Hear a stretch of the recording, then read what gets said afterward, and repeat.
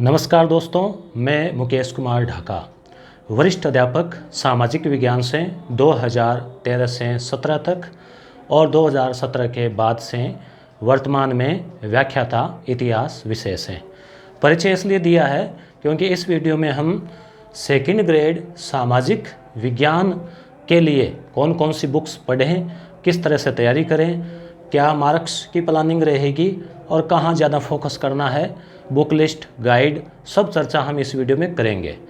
अमूमन क्या होता है, अक्सर क्या होता है कि विद्यार्थियों की एक साइकोलॉजी रहती है कि जो उनको कोई बता रहा है ना, तो वो खुद अगर उस विषय का आरपीएससी सिलेक्टेड है तो उसकी बात को गौर से सुनते हैं, जबकि 100% ये सत्य नहीं है। कई बार कई ऐसे महानुभव गुरुजन भी होते हैं जो भले खुद सेलेक्ट हुए हैं या मान लो नहीं हुए हैं, मगर उनका ज्ञान का स्तर या उनका अनुभव, उनकी गाइडलाइन बहुत कारगर होती है। खैर चलो, वो एक अलग मुद्दा है। अब हम बात करते हैं, सीधे बिंदु पे आते हैं कि आप सेकंड ग्रेड सामाजिक विज्ञान से तैयारी कर रहे हैं तो अभी समय भी है। 10,000 की वैकेंसी आने वाली है टोटल, तो उसमें से सामाजिक की भी काफ़ी बड़ी जो है भर्ती आएगी। तो कौन कौन सी बुक्स जो है वो पढ़नी चाहिए। इससे पहले मैंने बताया भी था आपको कि जो फर्स्ट पेपर है उसकी कैसे तैयारी करें, और इसका जो सिलेबस है इसको मैंने गूगल से हिंदी ट्रांसलेट भी कर दिया है। फर्स्ट पेपर का भी पूरा हिंदी में है, क्योंकि विद्यार्थी राजस्थान के हैं, बहुत सारे हिंदी मीडियम के ही है, तो उनको दिक्कत होती है। तो ये टेलीग्राम चैनल के ऊपर मैंने डाल रखा है पीडीएफ में, तो आप डिस्क्रिप्शन में लिंक है वहाँ से ले लें। यस गुरु ऐप के ऊपर भी इसको डाल देंगे। और ऐसे ही ये सामाजिक वाला, इसको भी हिंदी गूगल ट्रांसलेट किया है और हम प्रत्येक टॉपिक की हम इसमें चर्चा करने वाले हैं। और ये भी मैंने बताया है कि जो चीज़ें कॉमन है, जैसे मान लो जीके के पेपर में भी ये टॉपिक है, राष्ट्रीय आय इत्यादि, यहाँ इनको भी इंगित किया है। और किताबें भी आपको दिखाएंगे, बुक सूची भी दिखाएंगे। तो शुरू करते हैं, ज्ञान बांटना, ज्ञान ले लो, ठीक है। तो पहली बात, विद्यार्थियों के कमेंट आ रहे हैं अक्सर कि सब्जेक्ट कौन कौन से होने चाहिए। बहुत ही शॉर्ट में बात करेंगे। आपके बीए में 2 सब्जेक्ट जो है वो होने चाहिए। कौन से, आप गौर से सुन लो। सिलेबस में जो दे रखा है, इतिहास या भूगोल, ठीक है, अर्थशास्त्र, राजनीति विज्ञान, समाजशास्त्र, लोक प्रशासन और दर्शन शास्त्र। इन 7 में से अगर आपने 2 विषय 3 साल पढ़े हैं स्नातक के दौरान, तो आप सामाजिक विज्ञान से दे सकते हैं। दूसरी बात, आपने एक सब्जेक्ट ऐसे पढ़ा, दूसरे से एडिशनल कर लिया, यानी कुल मिलाकर आपने 2 सब्जेक्ट से आप पात्र हो गए हैं, तो भी आप दे सकते हैं। क्लियर। एडिशनल वाला मैटर अभी कोर्ट में चल रहा है, और उम्मीद तो यही है कि एडिशनल से पहले बहुत सारे लोग लग चुके हैं, सर्विस कर रहे हैं। तो जहाँ तक मेरा निजी विचार है कि एडिशनल वालों को मान्यता दे दी जाएगी। अब वो आगे की बात है, ठीक है। तो ये आपके क्लियर हो गया।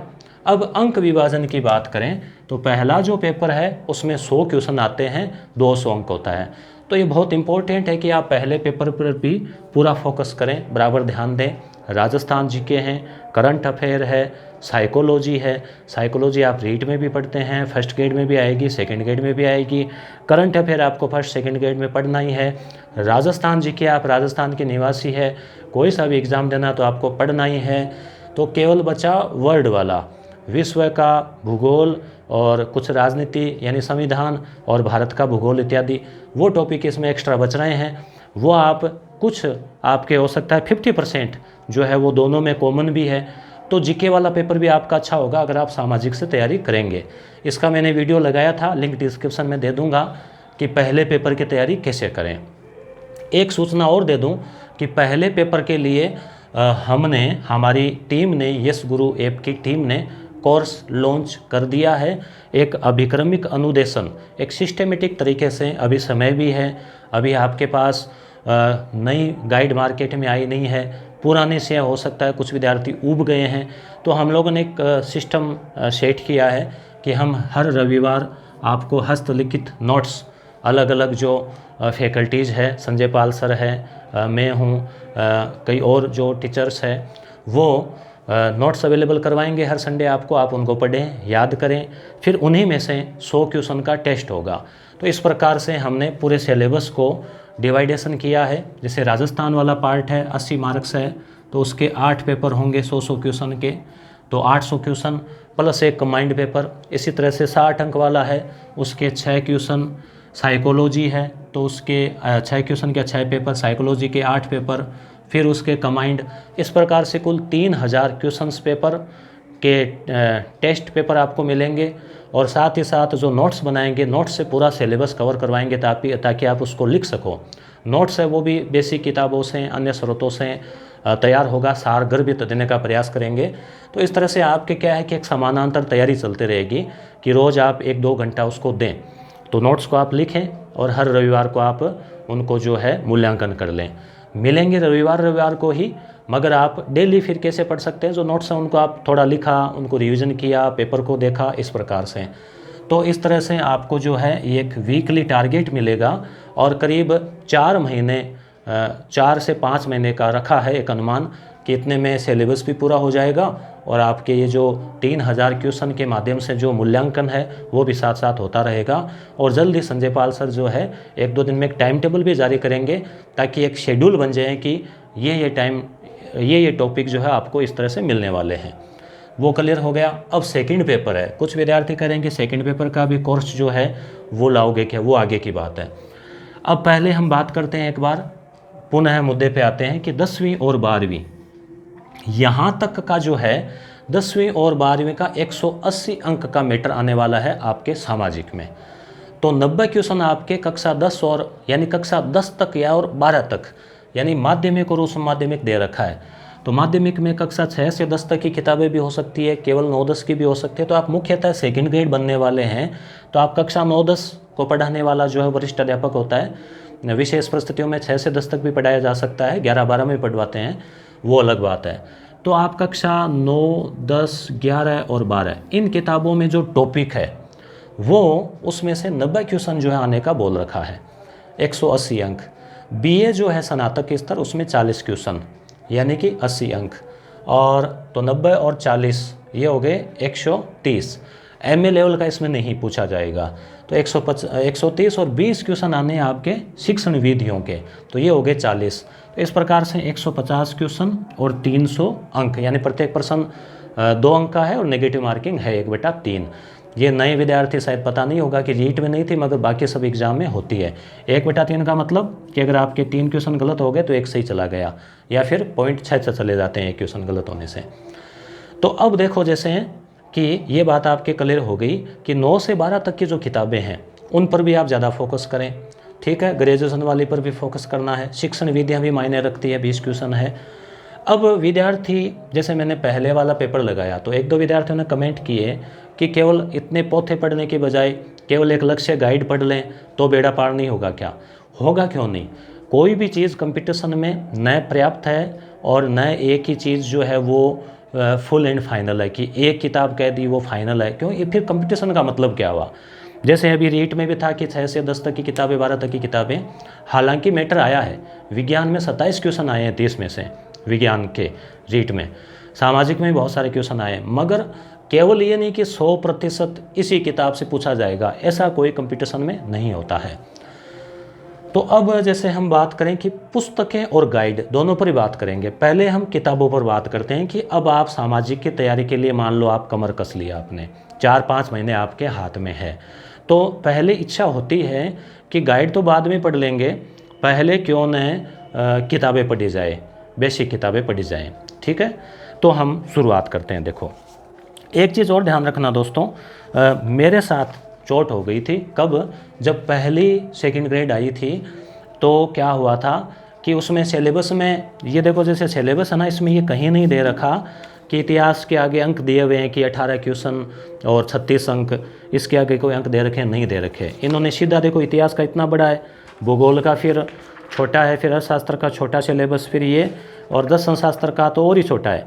तो मुझे क्या लगा, यानी अपने आप ही आइडिया लगा लिया कि ये दर्शन शास्त्र है, लोक प्रशासन है, ये कोई कक्षा 9-10 में तो काम आते नहीं है शिक्षक के, तो हो सकता है इनके थोड़े क्वेश्चन आए, और इतिहास के, भूगोल के और अर्थशास्त्र के, राजनीति के ज़्यादा आए।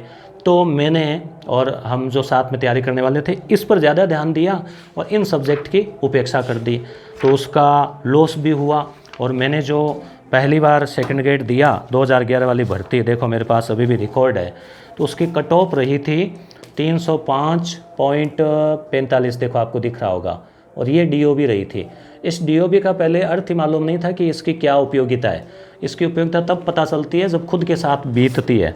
तो देखिए जैसे मेरे साथ क्या बीता आपको बताऊं, ये मेरी मार्कशीट है, तो डीओबी मैंने यहाँ छुपाई है, ठीक है। तो जीके वाले पेपर में 138 पॉइंट ये और 166.67, कुल मेरे आए 305.45। कट ऑफ भी क्या है 305.45। देखिए दोस्तों, ऐसा भी भाग्य ने खेल खेला। तो बहुत सारे लोगों ने कहा यार बहुत बड़े अनलक्की हो, कट ऑफ के बराबर अंक है फिर भी सिलेक्शन नहीं हुआ। तो मैं भी एक तरह से एक बार के लिए टूट गया था। फिर माता पिता ने हिम्मत बंधाई, साथ में दोस्तों ने हिम्मत बंधाई, और कुछ क्या है कि कोचिंग में पढ़ाते थे। बेरोजगार व्यक्ति एकदम घर पे रहता है ना, तो उसको ज़्यादा टेंशन होती है। कोई काम करते रहते हैं ना, तो थोड़ी टेंशन कम होती है। तो इतने में सोचा चलो फिर से तैयारी करेंगे। फिर इतने में रीट आ गई पहली, तो उसकी अच्छे से तैयारी की, तो उसमें अच्छे अंक बने। साथ ही तुरंत लगते ही सेकंड ग्रेड आ गई, तो फिर से कमर कस ली। तो वो ये है कि गिरकर वापस उठना, तो दोबारा कमर कस ली। और अब की बार पता चल गया कि सभी सब्जेक्ट को बराबर ध्यान देना है। तो वो पहली भर्ती थी, अब वो दूसरी भर्ती थी। तो कमर तो सभी विद्यार्थी कसते हैं जो थोड़े बहुत बचते हैं। मैंने भी ये सोचा कि मैं अकेला अनलक्की नहीं हूँ, हो सकता है मेरे जैसे 5-7 और भी हो, और हर कैटेगरी में है। तो इसमें लक अनलक के बजाय ये माने कि मेहनत में कमी रही, और फिर जो है पुनः मेहनत की और सभी सब्जेक्ट को बराबर ध्यान दिया सिस्टमेटिक तरीके से। तो जैसा कि मैंने बताया, पहले वाले पेपर में 91 सही हुए, और दूसरे वाले में भी अच्छे सही हुए। और दोबारा जो भर्ती आई 2012 में आई, 11 में आ गई थी, और 12 में एग्ज़ाम हुए, और 13 में ज्वाइनिंग दे दी। तो जनवरी 2013 में ज्वाइनिंग मिल गई। तो इस तरह से अगर उस भर्ती में सेलेक्ट होता, तो हालांकि 10 महीने 12 महीने सीनियर रहता, कई फ़ायदे मिलते, बाद में संघर्ष भी बढ़ा, अगर कुछ भी हो आखिरकार जो कामयाबी मिल गई। तो इसलिए दोस्तों आपको हिम्मत रखनी है, हिम्मत नहीं हारनी, और सिस्टमेटिक तरीके से आपको तैयारी करनी है। तो पुस्तकें की हम बात कर रहे थे, तो देखो पहले हम बात करते हैं इतिहास वाले सब्जेक्ट की, ठीक है। यहाँ तक हम पहुँच गए हैं। इतिहास जो है 1 नंबर हम ले रहे हैं इतिहास। ये सिलेबस भी हिंदी वाला टेलीग्राम पे मैं डाल दूंगा, आप वहाँ से इसको ले लेना। देखो सिंधु घाटी, वैदिक, बौद्ध, जैन, मौर्य, भक्ति, सूफी, अब ये सब रीट में भी पढ़ा आपने। मुगल काल फर्स्ट ग्रेड में भी है। शिवाजी, स्वतंत्रता आंदोलन, 1857 की क्रांति, फ्रांसीसी क्रांति, ये वर्ल्ड हिस्ट्री है। लीग ऑफ नेशंस, यूएन, ठीक है, और विश्व शांति में भारत की भूमिका। तो इसके लिए दोस्तों कह रखा ना 9 से 12, तो आपको क्या करना है, एनसीईआरटी वर्तमान में चल रही है, तो एनसीईआरटी में जैसे कक्षा 9 में ये किताब है, भारत और समकालीन विश्व है, ठीक है। अब आप कमेंट ये भी करेंगे कि ये किताब हमारे पास नहीं है, उपलब्ध करवाओ। अब उपलब्ध तो हम तो कहाँ से करवाएं बताओ। तो इसमें देखो जैसे आराम से बढ़िया तरीके से फ्रांस की क्रांति, ठीक है, रूसी क्रांति, ये 2 टॉपिक्स में है, ठीक है। प्रथम विश्व युद्ध इसमें नहीं है, हाँ 2 ही है, फ्रांस की, अमेरिका और रूसी। तो रूस की क्रांति, फ्रांस की क्रांति, 2 टॉपिक आपको इसमें मिलेंगे। तो यहाँ से आप देख सकते हैं। अब ज़रूरी नहीं है कि ये किताब आपके पास नहीं है तो फिर ये क्रांति आपके तैयारी नहीं होगी, ऐसा कुछ नहीं है। इसके लिए और भी बहुत सारे सोर्स है, ठीक है। इसी प्रकार से एक पहले भी किताब चला करती थी, ये विश्व का इतिहास पुराने वाली, इसमें भी पूरा दे रखा है। मगर ये किताबें आपके पास हो ना तब तो फ़ायदा है, नहीं है तो टेंशन नहीं लेनी है कि फिर अब हम क्या करेंगे, ये नहीं है तो फिर तैयारी होगी नहीं, ऐसा कुछ नहीं है।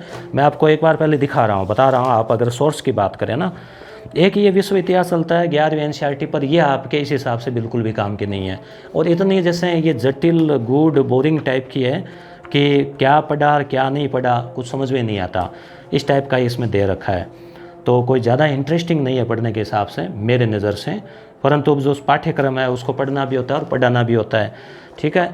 उसकी बजाय जैसे वो जो किताबें थी ना पुराने ज़माने में एनसीईआरटी की, जैसे ये इस टाइप की हुआ करती थी, देखो सोर्स यानी कलेक्शन पूरा है लगभग, पुरानी एनसीईआरटी, नई एनसीईआरटी, पुरानी आरबीएससी, नई आरबीएससी, क्यों कलेक्शन हम लोगों को रखना पड़ता है। कई बार कोई विवाद भी हो जाए तो सोर्स के लिए, पढ़ने के लिए, नोट्स बनाने के लिए, पढ़ाने के लिए, इस प्रकार से ये बहुत शानदार थी। पुरानी जो एनसीईआरटी थी ना, इतना आनंद आता था इनको पढ़ने में, मध्यकाल, प्राचीन और आधुनिक, एक शानदार ऐसे आनंद आता था पढ़ने में, परंतु अब वो चलती नहीं है। तो ये पुरानी एनसीईआरटी हुई। ये भारत का इतिहास आरबीएसई वाली, आपको पता होगा, अभी आपने रीड के लिए इसको देखा होगा। तो ये अब ये भी किताब शानदार है, पर इसकी थोड़ी सी कमी है कि इसमें फैक्ट बहुत ज़्यादा डाल दिए, यानी इतनी सी में पूरा भारत का इतिहास दे दिया, तो ये तो कैसे संभव होगा। तो फैक्ट ज़्यादा दे दिए तो आदमी, स्टूडेंट जो है बोर हो जाता है कि हर लाइन को उसको याद करो, कंठस्थ करो, रटो। तो ये इतिहास की बातें हुई। एक विश्व इतिहास के लिए ये किताब शानदार आई थी, पर ये बंद हो गई। क्यों? क्योंकि अब एनसीईआरटी लागू हो गया। इस किताब में क्या था, काफ़ी अच्छे तरीके से जो है ये विश्व की ये ना क्या राष्ट्रवाद है, और क्रांति भी है ना इसमें, रूस और हाँ अमेरिका और फ्रांस की क्रांति, ये सब है इसमें। तो ये किताब भी अच्छी थी, तो आप यहाँ से तैयार कर सकते हैं, पहली बात। ठीक है, भारत का इतिहास तो एक तो हो गया आपके पास। अगर पढ़ना चाहो तो एनसीईआरटी पढ़ लो, आरबीएसई की पढ़ लो। ठीक है, ये नहीं पढ़ना चाहो, देखो कंपलसरी नहीं है कि आप इतनी किताबें लाओ इतिहास के लिए, तो सब किताबें लाओगे सभी सब्जेक्ट के लिए तो ये इतना सेट हो जाएगा। ठीक है, फिर जीके वाला हो जाएगा, इतना आप पढ़ नहीं पाओगे, मैं क्लियर कह रहा हूँ।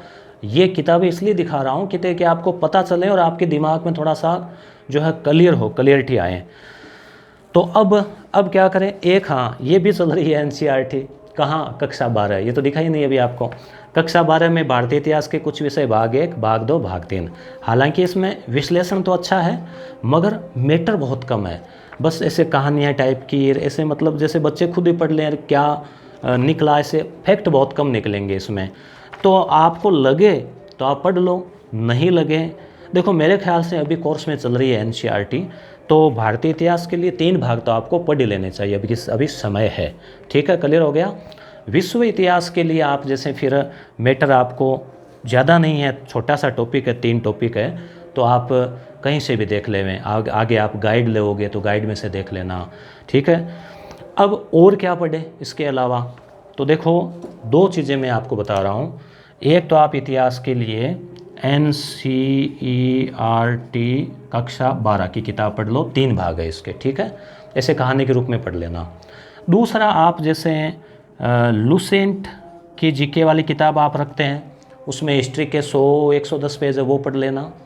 तीसरी, आप जैसे आर्य कंपटीशन की गाइड है, किरण पब्लिकेशन की भी आती है, इन दोनों में से कोई एक आप, अलग से हिस्ट्री की बात कर रहा हूँ मैं, अलग से आप लेना चाहो तो इनको लेके इनमें से कोई एक किताब में जो टॉपिक है वो पढ़ लेना।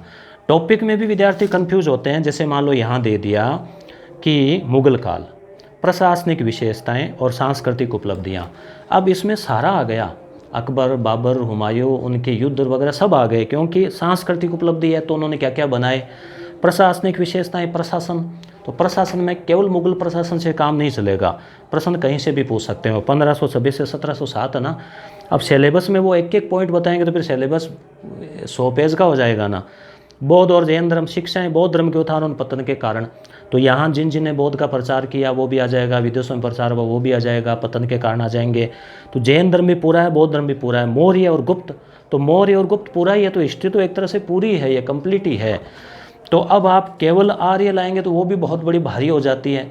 तो ये थोड़ा आपको सोचना पड़ेगा कि आप किस हिसाब से तैयारी कर रहे हैं, आपका वो पार्ट कैसा है। आपने उससे एमए किया है, उसमें बीए में रही है, तो ज़्यादा गौर करने की ज़रूरत नहीं है। अगर वीक है तो थोड़ा उस पर गौर करना है। तो ये आपके इतिहास का हुआ। अब रहा आपके दूसरे सब्जेक्ट, जैसे भूगोल है, बाकी जो सब्जेक्ट है, अर्थशास्त्र है, राजनीति विज्ञान है, तो जो चीज़ें अवेलेबल हो जाती है आसानी से आपको, जैसे मान लीजिए आपको अवेलेबल हो गई एनसीईआरटी की किताबें या आरबीएसई की किताबें 11-12 की, भूगोल की, इतिहास की। भूगोल के लिए आप, मेरा सुझाव है आप एनसीईआरटी की ही लेना, काफ़ी अच्छे से समझा रखा है भूगोल में, कक्षा 11-12। उसके अलावा जैसे पॉलिटिकल अभी चल रही है, राजनीति विज्ञान एनसीईआरटी, तो वो आप देख सकते हैं। अब बाकी जो सब्जेक्ट है, जैसे मान लो समाजशास्त्र है, दर्शन शास्त्र है, ठीक है, लोक प्रशासन है, इनकी किताबें आसानी से मिलेगी ही नहीं। जो प्रॉपर जयपुर में रह रहे हैं वो तो भले ही कोई बुक सेंटर से ले आए, परंतु जो दूर दराज रह रहे हैं, गांव में रह रहे हैं, ढाणे में रह रहे हैं, बांसवाड़ा, बाड़मेर या धौलपुर का विद्यार्थी है, वो कहाँ से लेगा। तो इस स्थिति में क्या है कि अब आपके पास क्या विकल्प रहता है, आपके पास विकल्प एक ही रहता है, गाइड। गाइड में क्या होता है कि इन सब चीज़ों का सार, ठीक है, तैयार करके और वो प्रस्तुत करते हैं। तो अब गाइड का नाम भी जैसे मैं, हालांकि कोई प्रमोशन नहीं है, लक्ष्य गाइड, जैसे मैंने उस समय जो पढ़ी तो 2 गाइड लाए थे, एक तो लक्ष्य लाए थे और एक दिशा की लाए थे। ठीक है, अब लक्ष्य तो आज भी चल रही है, अब और कौन सी चलें, कौन सी अच्छी लगे आपको, कौन सी पॉपुलर हो, वो आपका निर्णय है, वो आपको पर्सनल निर्णय करना है। बुक स्टोर पे आप जाएं, अभी शायद आई भी नहीं है, सेल वैकेंसी के बाद आएँ, या आपके पास अगर पहले की पड़ी है तो उसको देख लें। तो कुछ मैटर आप वहाँ से तैयार करें। ठीक है, इसके अलावा जैसे देखो मेरे पास में जैसे ये फिलोसॉफी है, ठीक है, तो पूरा एक सिस्टमेटिक तरीके से रजिस्टर तैयार किया, क्योंकि हम तो ये नोट्स पढ़ाते भी थे ना कोचिंग में, आगे तारीख तक लगी हुई है, इस तारीख को ये, इस तारीख को ये, और फिलोसॉफी का जो है पूरा मैटर जो है तैयार किया हुआ है। ठीक है, अब आपका कमेंट ये आएगा कि ये नोट्स हमारे पास भेज दो। ठीक है, तो इसमें क्या है दोस्तों, इसको थोड़ा सा अपडेट करके, और मुझे भी काफ़ी इंटरेस्टिंग लगता है फिलोसॉफी, ऐसे पढ़ाने में काफ़ी आनंददायक है वैसे। और एक बार RS मेंस एग्ज़ाम में भी फ़िलोसॉफी रखी थी। तो ये जो है मैं प्रयास करूँगा कि इनको दोबारा जैसे समय मिलेगा, महीना भर बाद में आप देख लो कि इनको दोबारा तैयार करके और अपडेट करके, और फिर जो है आपको या तो मैं पढ़ा सकूं या फिर इन नोट्स को अवेलेबल करवा सकूं। कोशिश रहेगी कि अब बोर्ड भी लाने का सोच रहे हैं डिजिटल, तो उसमें थोड़ी सुविधा रहेगी नोट्स पढ़ाने में, और में तो हम कोशिश करेंगे। इसी प्रकार से मैंने जो है वो ये नोट्स भी बनाए थे, किसके, देखो आपको थोड़ा दिखाएं, देखो कि ऐसे नहीं कि बिना मेहनत के आसान नहीं होता है चीज़ें, कुछ मेहनत करनी पड़ती है। इसमें भी पूरा तारीख वारीख सब लगी हुई है, पेज संख्या लगी हुई है। ये पॉलिटिकल संप्रभुता, परंपरागत स्थानीय स्वायत्त शासन, भारत पड़ोसी देश, भ्रष्टाचार, भूमंडलीकरण, इकोनॉमिक में आर्थिक नियोजन, निर्धनता, उदारीकरण, मुद्रा, सब टोटल RBI, और ये सारे जो है ये देखो वक्र वगैरह, ये कक्षा 11-12 RBSC NCERT इनसे तैयार किया था मैटर, पर अब इसको थोड़ा अपडेट मांगता है ये, क्योंकि इकोनॉमी है। तो कोशिश करेंगे, समय मिला तो इसको भी फिर हम अपडेट करके और आप तक किसी भी प्रकार से क्लासेज के माध्यम से और ऐसे पहुँचाएँ। तो मेरा कहने का अब सार यहाँ पे ये निकला कि एक तो सभी पार्ट से बराबर क्वेश्चन आएंगे, लगभग 18-19 इतिहास, भूगोल, राजनीति, इनसे 19 आ सकते हैं, बाकी से 18 आ सकते हैं, कहीं से 17, एक आधा 17 भी आ सकता है। तो 130 क्वेश्चन तो हो गए आपके ये, 20 क्वेश्चन हो गए वो शिक्षण विधियाँ। शिक्षण विधियाँ आप जैसे मंगल की गाइड है, क्योंकि शिक्षण विधियों की और कोई ऑथेंटिक किताबें कम ही चलती है, तो ये तो यानी कि NCERT RBSC में है, तो वहाँ से आप देख सकते हैं, YouTube पे वीडियोस देख सकते हैं, इन पर भी ध्यान दें। और ये जो सब्जेक्ट है उसमें कुछ चीज़ें हैं, जैसे भूगोल है, राजनीति है, इतिहास है, इनके लिए NCERT पढ़ लें। बाकी के लिए आप जैसे गाइड से तैयार कर लें। गाइड के भी मैंने 1-2 आपको नाम बता दिए, और आपको अच्छी लगे वो आप देख लें। ठीक है, और किताबें RBSC और NCERT कन्फ्यूज़न होगा आपके, तो आप NCERT ही पढ़ना। क्यों? क्योंकि वो रीट के लिए 2019 की बात चली गई, अब NCERT ही चल रहा है कोर्स में 6 से 12 तक, तो NCERT ही पढ़ें। और पूरी किताब न पढ़ें तो जैसे इतिहास में तो मान लो लगभग पूरा ही है, परंतु भूगोल, राजनीति, दर्शन, इनमें क्या है, कम है सिलेबस, पूरी किताबें नहीं, आप देखना सिलेबस जो है वो छोटा है इसमें। ठीक है ना, तो इसलिए आपको वहाँ पूरी किताबें पढ़ने की ज़रूरत नहीं है कि किताबें ले आए और उनको पूरा पढ़े।